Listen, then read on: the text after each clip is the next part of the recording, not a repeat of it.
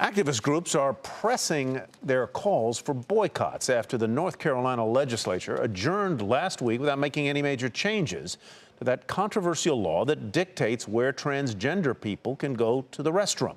As we've been reporting, businesses have threatened to pull out of the state or open operations elsewhere. But will the protests make any difference? Scott Cohn is in Raleigh tonight.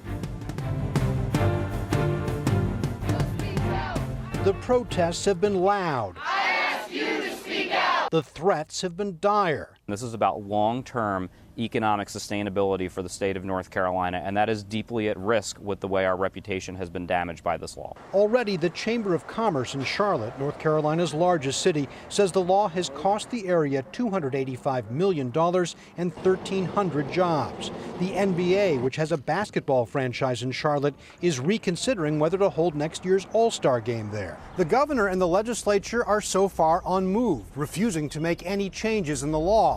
But if they are gambling with the state's economy, there are some reasons they just might win.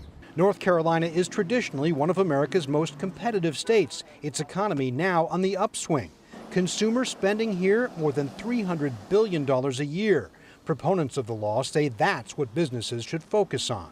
Businesses who care about being bullied by big groups like the Human Rights Campaign more than they care about the citizens they serve or the profit their company makes are just doing so to their own detriment. This is what democracy looks like. This isn't the first time businesses have taken sides in the culture wars. Last year, they were threatening to boycott Indiana over its so-called religious freedom law that critics said was a license to discriminate. The state did make some changes, but the law remains in effect.